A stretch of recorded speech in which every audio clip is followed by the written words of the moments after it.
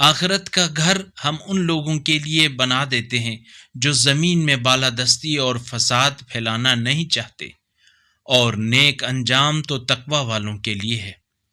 جو شخص نیکی لے کر آئے گا اسے اس سے بہتر اجر ملے گا، اور جو کوئی برائی لائے گا تو برے کام کرنے والوں کو صرف وہی بدلہ ملے گا جو وہ کرتے رہے ہیں۔ اے رسول، جس نے آپ پر قرآن کے احکام کو فرض کیا ہے وہ یقیناً آپ کو بازگشت تک پہنچانے والا ہے۔ کہہ دیجئے میرا رب اسے خوب جانتا ہے جو ہدایت لے کر آیا ہے، اور اسے بھی جو واضح گمراہی میں ہے۔ اور آپ کو یہ امید نہ تھی کہ آپ پر یہ کتاب نازل کی جائے گی مگر آپ کے رب کی رحمت سے، لہذا آپ کافروں کے پشت پناہ ہرگز نہ بنیں۔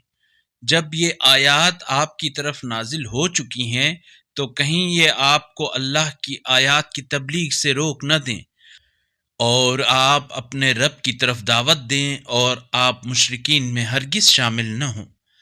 اور اللہ کے ساتھ کسی اور معبود کو نہ پکارو، اس کے سوا کوئی معبود نہیں، ہر چیز فنا ہونے والی ہے سوائے اس کی ذات کے۔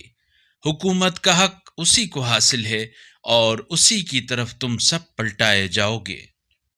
اگر اس قرآنی کلپ نے آپ کے دل کو چھو لیا ہے تو براہ کرم چینل کو سبسکرائب کر لیجئے اور بیل آئیکن کو دبا دیجئے۔